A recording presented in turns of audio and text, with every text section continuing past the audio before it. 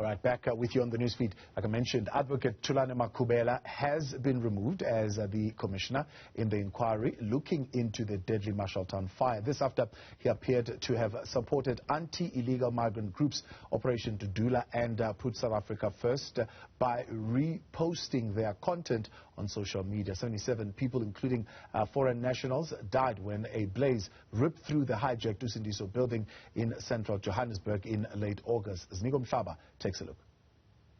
The inquiry looking into the deadly Marshalltown fire could face delays. This after Commissioner Advocate Thulani Makhubela was sacked from the inquiry. I hereby proceed to decide the application as the chairperson of the commission. Conclusion. Having regard to the aforegoing, I am satisfied that a case has been made out for the recusal of Commissioner Makhubela. In the premises, I rule that Commissioner Makhubela is recused as a commissioner of the commission. The Social Economic Rights Institute launched a recusal application due to what it says is his anti-immigration stance. It is indeed so that Commissioner Makhubela holds a firm view that foreign nationals are responsible for societal ills besetting the country, including rampant crime and unemployment. There is therefore a real apprehension that Commissioner Makhubela will be unable to be impartial to issues where they pertain to foreign nationals. Inquiry head, retired Constitutional Court Justice Sisi Kampembe, said survivors of the inferno shared the Institute's concerns.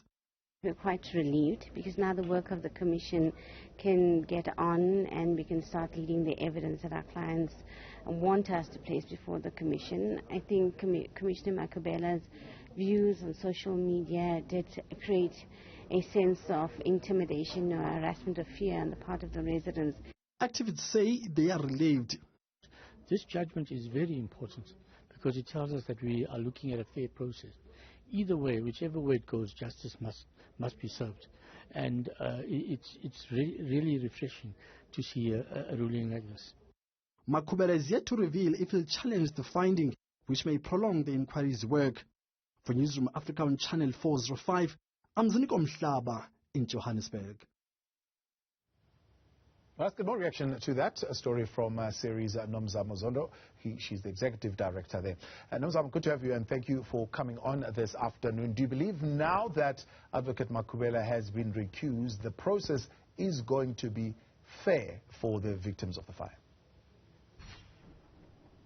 Definitely, that gives us hope that it will be fair. I think SERI has consistently communicated its belief that this process is a place that the victims can find justice. That is why we acted quickly and swiftly to bring this application once we learned of Commissioner Makhubela's views. I actually think that the way the Commission has acted throughout this process definitely gives us as participants in the Commission and the victims assurance that the rule of law will be upheld, the Constitution will be upheld, and that this is a process that is meant to find solutions, but this is a process that is actually meant to find out what happened on the 31st of August and what started that fire. So, noting there from a reporter that Advocate Makhubela has not indicated whether or not he will challenge this, but do you fear that that could possibly then delay the process? It is likely. It is likely if he decides to review the decision to recuse him, the Commission will be put in a difficult position about how it moves forward.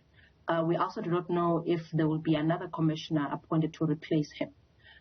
Either way, I think it would have been a miscarriage if the Commission had gone ahead and we had spent months with Advocate Makhubela sitting as a commissioner to only learn about his views later and have someone else challenge them either in the middle of the commission or later on after it's made its recommendations.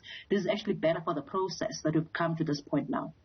So there were, of course, other issues that would have been raised by the victims, including the issue of the venue and the size of the venue and how many people it is able to accommodate. Now, are you satisfied that those issues of accommodation have now been adequately resolved and all those who need to be in the hearing will be able to be there? You've asked a very difficult question, Thabo. Just on the venue, I think the venue that we are in now at the Saibono Center is much larger. Probably, I estimate that it probably accommodates between 300 and 400 people. That means that all of the victims would be accommodated in the commission if they wanted to attend. If members of the public wanted to attend, there would be space for them as well. I think the one thing that's been concerning for us all along has been the treatment of the victims. And even as we speak now, we know that some of them are sitting in Lindela, awaiting deportation. Those that are awaiting deportation are struggling with food, with toiletries. The victims who were not housed in the shelters at the time the city decided to rehouse them are scattered across the city of Johannesburg, some of them living in other bed buildings or other unlawfully occupied buildings.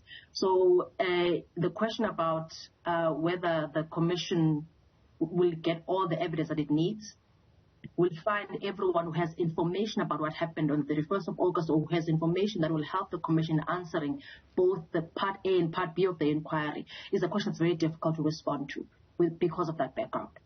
All right, Nomzamo, I appreciate your time. Thanks so much for coming on this afternoon. That's Nomzamo. She is the Executive Director of SERI.